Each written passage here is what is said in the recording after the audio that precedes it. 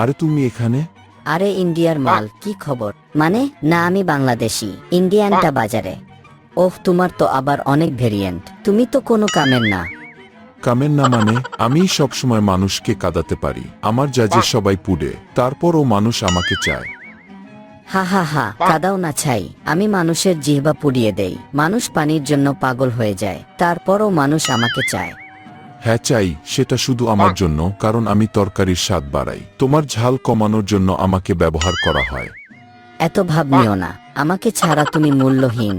আমি না থাকলে তরকারিতে কোনো স্বাদ থাকে না, আমার জাজের কাছে তুমি কিছুই না। মানুষের কাছে আমার কদর বেশি, আমাকে ছাড়া খাবার মূল্যহীন।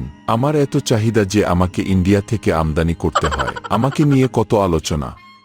আলোচনা না ছাই, দেশের উটকো ঝামেলা একটা।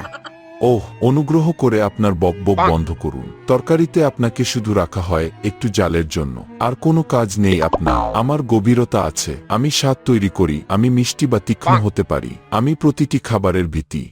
ফাউন্ডেশন, তুমি শুধু ছন্দবেশে একটি সবজি।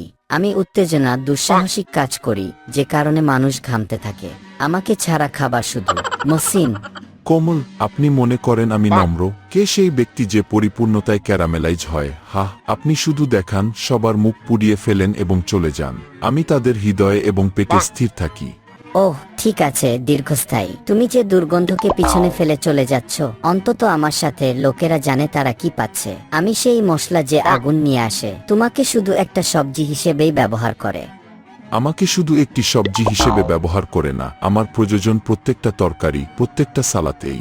সবশেষে বলতে গেলে আমি মানুষের প্রত্যেকটা খাবারই ব্যবহার হয়ে থাকি। আমি ঝাল বা মিষ্টি উভয় কাজে ব্যবহার হয়ে থাকি, আর তোমাকে শুধু ঝালের জন্যই ব্যবহার করে থাকে। হা হা হা, হ্যাঁ আমি শুধু জালের জন্যই ব্যবহার হয়ে থাকি, কিন্তু আমাকে ছাড়া প্রত্যেকটা তরকারি সালাতেই অসম্পূর্ণ। শোনো মরিচ, মানুষের খাবারে তোমাকে বা আমাকে ছাড়া কোনো খাবারই স্বয়ংসম্পূর্ণ নয়। আমরা দুজন না থাকলে খাবারের স্বাদ থাকবে না। ঠিক বলেছ, মানুষের খাবারের জন্য আমাদের দুজনকেই প্রয়োজন। আমাদের একজন হলে আরেকজন না হলে চলবে না। একটি খাবারকে সুস্বাদু করতে মরিচ এবং পেঁয়াজ দুজনকেই লাগবে। ঠিক বলেছ, এখন আমরা ঝগড়া না করে খাবারের স্বাদ বাড়াই।